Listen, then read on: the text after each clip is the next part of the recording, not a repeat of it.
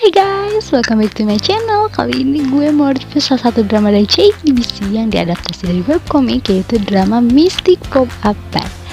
Jadi drama ini tuh mengisahkan tentang sebuah bar misterius yang bisa melakukan perjalanan 3 dunia. Bar ini tuh cuma buka pada malam hari dan pengunjungnya sendiri terdiri dari orang-orang yang udah meninggal dan juga orang-orang normal. Di sini mereka mencoba menyembuhkan luka para pengunjung yang datang ke bar tersebut. Drama ini tuh bakal tayang 12 episode dan sekarang udah tayang 6 episode. Bergenrekan drama misteri fantasi, drama ini tuh hampir sama kayak Hotel de Luna. Buat teman-teman semua yang udah pernah nonton Hotel de Luna pasti kalau plotnya ini hampir sama. Nah guys, sebenarnya gue udah pernah review ini kemarin, cuman karena kena claim copyright jadi gue bikin ulang video ini. Kenapa gue bikin ulang? Karena video yang kemarin juga udah kehapus, jadi gue nggak bisa upload lagi, jadi otomatis gue harus bikin ulang video ini. Nah buat teman-teman sekalian, sebelum gue lanjut review, jangan lupa klik subscribe dan aktifin lonceng notifikasi kalian biar gak ketinggalan video review gue selanjutnya. Oke, lanjut review. Jadi di awal episode diceritain kalau Wolju ini yang diperankan oleh Hwang Jung-eum adalah seorang dukun muda yang bisa menyelesaikan ataupun meramalkan segala sesuatu melalui dunia mimpi. Suatu ketika ia diminta buat nyembuhin putra mahkota yang gak sadarkan diri karena diganggu oleh roh leluhurnya. Nah, setelah putra mahkota ini sembuh, malah beredar rumor kalau Wolju sengaja memasuki dunia mimpi putra mahkota ini biar ngebuat putra mahkota itu jatuh cinta sama Wolju. Dari sini ibunya Wolju meminta Wolju buat pergi, tapi setelah Wolju pergi dia nggak bisa ninggalin ibunya dan dia balik lagi ke rumahnya. Namun di rumahnya ini ternyata ibunya udah mati terbunuh dan rumahnya udah terbakar. Dari sini Wolju minta tolong sama warga di sekitar, tapi sayangnya nggak ada warga yang nolongin. Dengan kemarahan dan kekecewaan dia, akhirnya Wolju pergi menuju pohon keramat dan disitulah dia mengutuk seluruh warga desa sebelum akhirnya ia gantung diri di pohon tersebut. Nah setelah meninggal pun Wolju nggak bisa langsung pergi ke alam baka, jadi dia harus melakukan penebusan atas dosa-dosanya dengan menyelesaikan masalah 100.000 orang. Dari sinilah Wolju ngebuka Mystic Pop-Up Bar ini. Di sini juga Wolju nggak sendiri. Di Mystic Pop-Up Bar dia ditemenin sama manajer gue yang diperanin sama Choi Won Young. Jadi Ajisi ini adalah partner dari Wolju dan dia yang kemana-mana selalu nemenin Wolju. Dia juga mantan detektif dari kepolisian alam baka.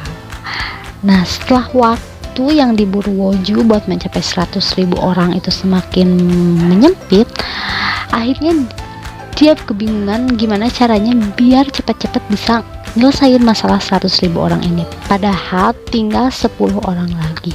Tiba-tiba ia ketemu sama seorang anak muda yang kerja di swalayan. Anak muda ini bernama Kang Hanbe. Kang Hanbe ini diperanin sama Yok Sung Jae. Jadi dia ini ceritanya punya kelebihan dimana setiap dia nyentuh orang yang dia sentuh itu bakal nyeritain semua masalahnya sama dia.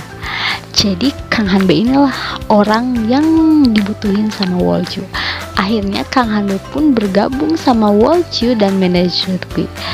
Setelah itu mereka menyelesaikan berbagai masalah para pengunjung yang datang ke bar tersebut. Lalu kekonyolan di antara mereka bertiga pun tercampur dan akhirnya menciptakan suasana yang benar-benar bikin lo ketawa dan bikin lo ngakak. Nah dari sini juga waktu Kang Hanbe lagi nyelesain masalah salah satu pengunjung bar tersebut, dia ketemu sama cewek yang gak bereaksi apa-apa saat bersentuhan sama dia. Jadi cewek ini waktu bersentuhan sama Kang Hanbe dia gak menyeritain apapun masalah dia dan tidak bereaksi apa-apa. Cewek ini bernama Kang Yorin. Kang Yorin ini diperanin sama Jung Da-eun. Nah di sini Kang Yorin ini malah ngebantu Kang Hanbe hingga akhirnya dia dipecat di perusahaan tersebut. Lalu setelah ia dipecat, dia ngelamar lagi ke tempat Kang Hanbe bekerja di swalayan dan dia ngelamar jadi security. Akhirnya seringlah ketemu mereka dan pertemuan mereka cukup intens. Dari sini juga ketahuan kenapa Kang Yorin ini gak bereaksi apa-apa saat bersentuhan sama Kang Hanbe. Ternyata Kang Yorin ini juga punya sesuatu hal yang aneh gitu. Jadi setiap dia dekat sama cowok, si cowoknya ini bukan deket sih, tapi setiap dia bersentuhan sama cowok, si cowoknya ini bakal ngerasa ketakutan sama Kang Yorin ini. Jadi dari situ Kang Yorin pun gak pernah punya pacar, sama halnya kayak Kang Hanbe. Kalau Kang Hanbe ini gak bisa dekat sama orang lain karena setiap bersentuhan orang itu bakal ceritain masalah mereka sama dia. Kalau Kang Yorin ini setiap cowok yang bersentuhan sama dia, cowok itu bakal ngerasa ketakutan sama dia. Nah, dari sini juga ada beberapa scam lucu yang gue tonton kemarin antara Kang Hanbe sama Kang Yorin ini. Jadi waktu Kang Yorin sama Kang Hanbe ini nonton di bioskop, kalau nggak salah mereka nonton cerita pasangan asam urat. Di sini tuh sebenarnya ceritanya komedi, tapi yang bikin kita ngakak itu mereka itu malah nangis gitu, nangis yang terseduh-seduh banget, dan itu bener-bener scan yang bikin gue juga ngakak banget. Nah, jadi sebenarnya di drama ini tuh nggak bertuliskan genre komedi, tapi di setiap scannya kalian pasti bakal dibikin ketawa.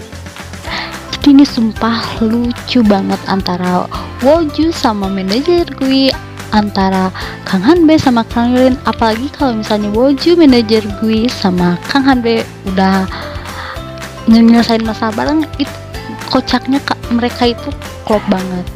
Dan di drama ini juga gak bertuliskan bergenre romance, tapi di drama ini juga diselipkan sweet-sweetnya antara Ajusi dan Woju, Kang Yorin dan Kang Hanbe, tapi juga diakhiri dengan kekocakan mereka.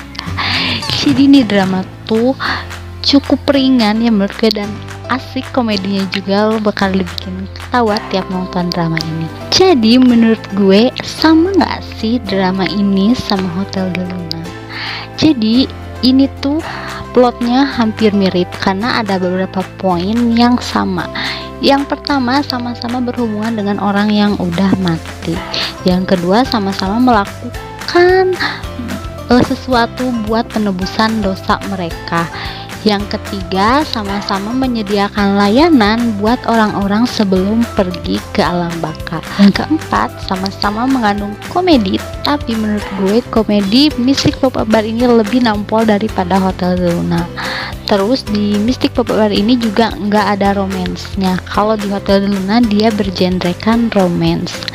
Nah guys, segitu aja review gue tentang drama Mystic Pop-Up Bar ini. Jangan lupa komen dan share pendapat kalian tentang drama ini. Thank you banget buat yang udah nonton. Jangan lupa buat like, share, comment, and subscribe. Dan tunggu video review gue selanjutnya ya. Dadah.